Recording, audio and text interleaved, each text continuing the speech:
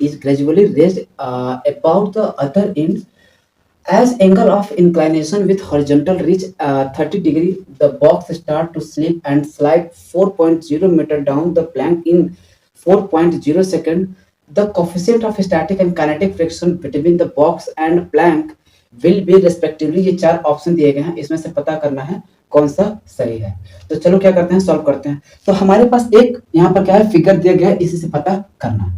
तो एक चीज देखो, हमारे पास यहाँ पे एक बॉडी है, तो अगर मैं मान लेता हूँ कि इसका मास कितना है, m है, m है।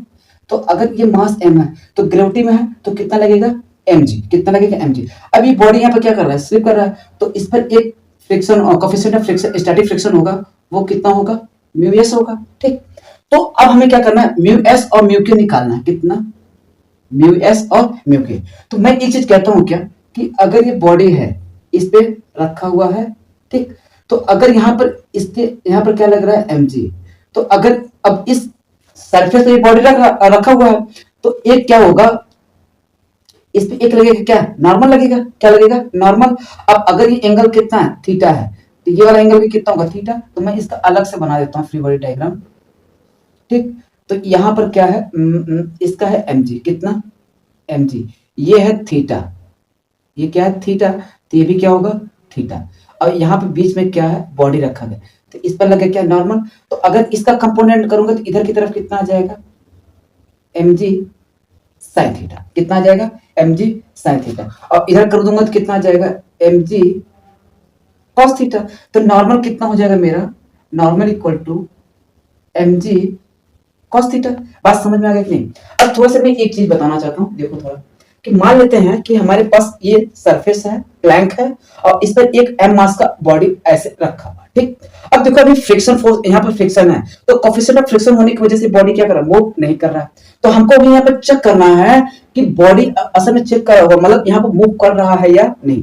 तो उसको पता करने के लिए क्या करना है कि एट स्टेडी स्टेट हम चेक करेंगे कि इसका जो स्टैटिक फ्रिक्शन फोर्स है उससे काइनेटिक फ्रिक्शन फोर्स से क्या ज्यादा है या कम।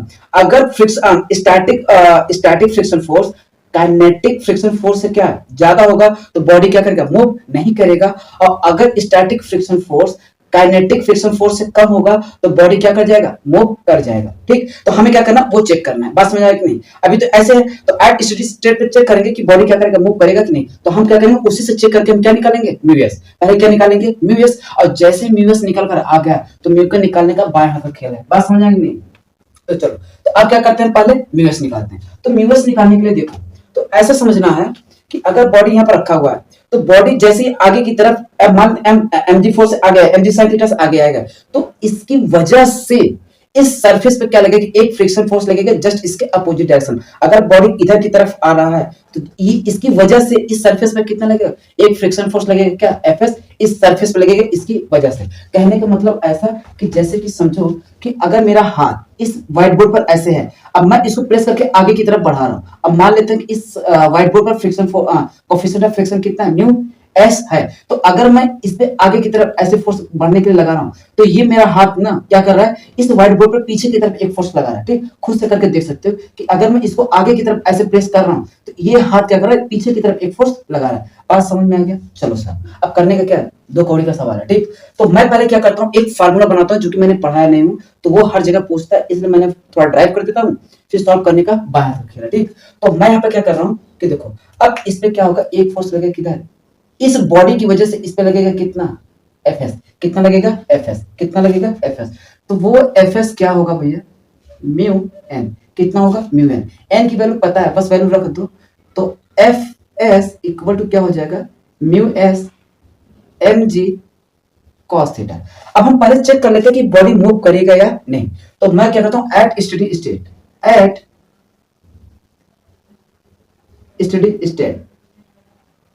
तो एट स्टेडी स्टेट पे क्या हो जाएगा कि जो इसका स्टैटिक फ्रिक्शन फोर्स है, स्टैटिक फ्रिक्शन फोर्स उसके काइनेटिक फ्रिक्शन फोर्स के बराबर कर दो। अब ये बॉडी मूव कर रहा है, तो एक हिसाब से ये समझ लेना क्या है ये, कि हमारा फोर्स इसके फोर्स क्या होगा, जस्ट इसके बराबर हो जाएगा।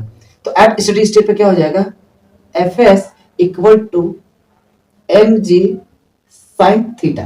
ठीक, मतलब अब क्या होगा कि ये इतना हो गया कि मतलब अभी बॉडी मूव नहीं कर रहा, बॉडी मूव नहीं कर रहा। बस हाँ, अगर ये वैल्यू, ये ध्यान देना कि अगर Fs M G sine theta से ज्यादा हो गया तो बॉडी क्या करेगा, नो मूव, बॉडी मूव नहीं करेगा, बॉडी क्या करेगा, मूव नहीं करेगा।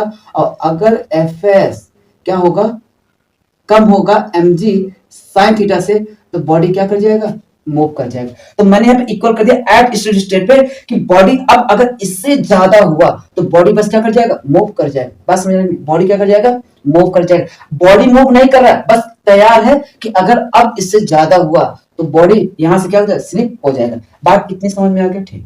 अब एफ एस की वैल्यू है कितना, रख दो म्यू एस एम जी कितना भी है, cos theta equal to M G sine theta. तो एम जी से एम जी गया तो mu S cos theta equal to कितना आ गया, साइन थीटा। तो इधर मल्टीप्लाई, इधर जगह क्या हो जाएगा, डिवाइड। तो mu S sine theta upon cos theta, sine upon cos को क्या बोलते भैया, टेन थीटा। तो म्यू एस कितना आ गया, टेन थीटा। एक बताओ टेन थीटा का वैल्यू दिया है या नहीं है, अच्छा यहाँ कितना दिया, 30 डिग्री। तो ये जो एंगल है असल में कितना है, 30 डिग्री, कितना है 30 डिग्री। तो भैया यहाँ रख के क्या मैं वैल्यू नहीं निकाल सकता। तो म्यू एस टेन 30 डिग्री, तो टेन 30 वैल्यू बच्चा बच्चा जानता है क्या होता है, 1/√3। अगर मैं इसको लिख दूं 1/√3 की वैल्यू कितना, तो 1.732, 1.732। अगर मैं इसको डिवाइड करूं तो पॉइंट हटेगा तो 3 जीरो बढ़ेगा, अभी भी डिवाइड नहीं हो सकता, तो 0.10 और बढ़ गया। तो कितनी बार, 5 to 85, हाँ। तो ये हो जाएगा 5.9, इतना ही आएगा। तो मैं ये कह सकता हूँ कि म्यू एस, अगर इसका मैं सिग्निफिकेंट फिगर लूँ तो इसको अगर पॉइंट ले आऊँ तो कितना हो जाएगा, 0.6, कितना आ जाएगा। तो मेरा एक तरफ ये मैं यहाँ लिख देता हूँ, म्यू एस की वैल्यू कितना आ गया, 0.6, कितना आ गया, 0.6। तो अब अगर ऑप्शन में देखा जाए तो ये दोनों तो गया कम से, अब बचा क्या इसी में। अब मुझे क्या करना है, म्यू के। तो देखो मैंने फार्मूला भी ड्राइव कर दिया कि इतना बराबर इतना होता है। अब बारी किसका है, म्यू के, ठीक। तो अब आगे देखो, तो मैं इसको क्या कर दे रहा हूँ, हटा दे रहा हूँ, ठीक। एक एक चीज देखो, बाकी मैं पूरा एकदम पूरा पूरा तोड़ तोड़ के पूरा समझा दूंगा, बहुत चीज नहीं है, ठीक। अब आगे देखो, अब इसी क्वेश्चन में क्या है आगे,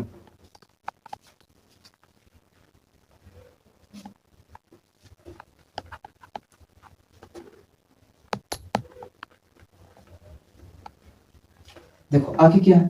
अब ये बॉडी यहाँ पर क्या कर जा रहा है, मूव कर जा रहा है। तो अगर जब बॉडी मूव कर जाएगा, बॉडी मूव कर जाएगा तो क्या होगा, देखो आगे। तो अब यहाँ पर क्या होगा कि अगर जब बॉडी मूव कर गया तो अब यहाँ पर क्या, म्यूएस ना आके क्या आ जाएगा, म्यू के आ जाएगा, क्या आ जाएगा, म्यू के। अब देखो यहाँ पर बोला गया क्या कि 4 सेकंड में ये बॉडी, मान लीजिए शुरू में यहाँ पर रेस्ट में था, u इक्वल टू क्या है, u इक्वल टू 0। तो यहां से घूमते टहरते यहाँ पहुंचा। अब कितना डिस्टेंस कवर कर लिया, 4 मीटर, यहां से यहां तक कितना कवर कर लिया, 4 मीटर। और ये यहां से अगर यहां तक आया तो t इक्वल टू कितने, 4 सेकंड में। तो अगर जब यहां से यहां तक आया तो असल में इसका एक्सेलरेशन कितना है, ये तो चेक कर लो।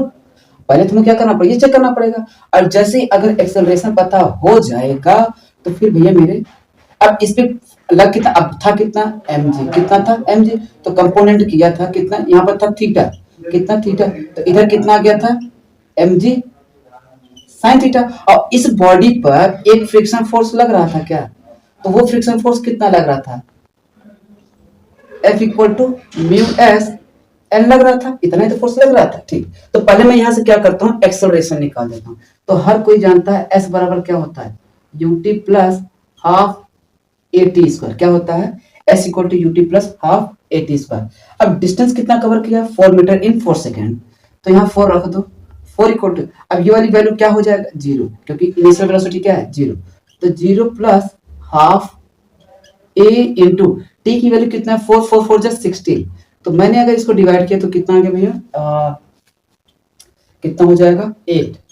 तो यहाँ आ गया 4 इक्वल टू 8a। तो मैंने अगर इसको डिवाइड किया तो a की वैल्यू आ गया कितना, 0.5 मीटर पर सेकंड स्क्वायर, इतना आ गया। तो मतलब ये बॉडी चल कितने से रहा है, इतने से, ठीक। तो अब क्या करना है, यहाँ पर बस हमको निकाल लेना क्या, काइनेटिक फ्रिक्शन। तो अब यहाँ पर कितना हो जाएगा कि ये बॉडी अब जा भी कितने से रहा है, ये एक्सलेशन से, तो निकाल दो। तो क्या हो जाएगा, mg साइन थीटा माइनस कितना हो जाएगा म्यू के, अब कितना आ जाएगा यहाँ पर M G cos theta equal to M A, कितना आ जाएगा एम ए आ जाएगा। तो देखो यहाँ पर क्या होगा, एम जी कॉमन ले लो, तो एम जी कॉमन ले लिया तो साइन थीटा माइनस म्यू के cos theta equal to M A. तो एम से एम गया, अब थीटा की वैल्यू कितना था 30 डिग्री रख दो, तो जी साइन 30 डिग्री माइनस म्यू के कॉस 30 डिग्री इक्वल टू ए की वैल्यू कितना भी निकाले हो 0.5। तो यहाँ रखो, तो जी की वैल्यू कितना लेना है 10, कितना लेना है 10। तो यहाँ पर देखो, तो अब इधर से इसको हटा देता हूँ क्योंकि इसकी कोई जरूरत है नहीं। तो यहाँ पर वैल्यू रखो आगे उठा के, तो जी की वैल्यू हो गया 10, तो 10 ब्रैकेट में 1/2 माइनस म्यू के कॉस 30 की वैल्यू कितना होता है √3/2, √3/2 इक्वल टू 0.5। तो अगर इधर क्या मल्टीप्लाई, इधर भी दिया क्या हो जाएगा डिवाइड, तो इसको भी डिवाइड कर दो, तो 0.5 माइनस म्यू के √3/2 इक्वल टू कितना हो जाएगा 0.05। ठीक, अब देखो इधर इसको इधर भेज दो और उसको उधर ले आ दो, तो 0.5 माइनस 0.05 म्यू के √3/2 इतना हो जाएगा, बिल्कुल हो जाएगा सर। अच्छा, इसको अगर घटाएंगे तो कितना हो जाएगा 5 और ये हो जाएगा 4.0 इक्वल टू म्यू के √3/2। तो मल्टीप्लाई कर देंगे तो कितना हो जाएगा 0.45 इंटू 2 इक्वल टू म्यू के √3। तो म्यू के कितना हो जाएगा ये हो जाएगा 0.9/√3, कितना हो जाएगा 0.√3। अगर मैं इसको अगर यहाँ पर वैल्यू रख दूं तो 0.9/1.732, और अगर मैं इसको यहाँ से पॉइंट हटा दिया तो कितना नंबर बढ़ेगा 2 जीरो आ जाएगा। और अगर मैं इसको डिवाइड किया तो बन जाएगा 1 पॉइंट और लग जाएगा। तो अगर मैंने यहाँ 0.00 आ गया, अब ये जाएगा 7 5 जा 85, तो लगभग अप्रोक्सीमेट 5 टाइम्स जाएगा, कितना 5। तो आंसर इसका कितना बन जाएगा, एक तो वैल्यू आगे म्यू कितना 0.6 और म्यू की वैल्यू कितना आ गया इतना, तो आंसर क्या होगा बी ऑप्शन। ठीक, बात समझ आए। देखो एक एक चीजें पूरा एकदम बेसिक से बताया, एकदम पूरा पुर्जा खोल के। ठीक, ऐसा नहीं होगा कि बहुत टफ होगा, बहुत आराम से एक एक चीजें पूरा बताया। ठीक, बाकी जितना भी क्वेश्चन होगा मैंने 15 तक बोला, 15 तक पूरा करा दिया। ठीक, आगे भी देखूंगा कि हाँ जो क्वेश्चन लग रहेगा कि नहीं तुम्हें नहीं आता है वो भी करा दूंगा। एक चीज मैं बोलता हूँ यार कि क्वेश्चन इतना टाइप से लगा दो ना, मतलब सामने वाले को लगे नहीं भाई ये भी टाइप बचा है, हर एक तरीके से लगाओ। मतलब ये कहते हैं ना मार्केट में जब कदम रखो ना तो इतने मतलब सामने वाले को मौका ही मत दो बोलने का। ठीक, इस तरीके से सवाल को भी लगाना है ताकि सामने वाला अगर बोल भी ना पाए कि यार इस तरीके से भी क्वेश्चन कर सकते हो। ठीक, हर एक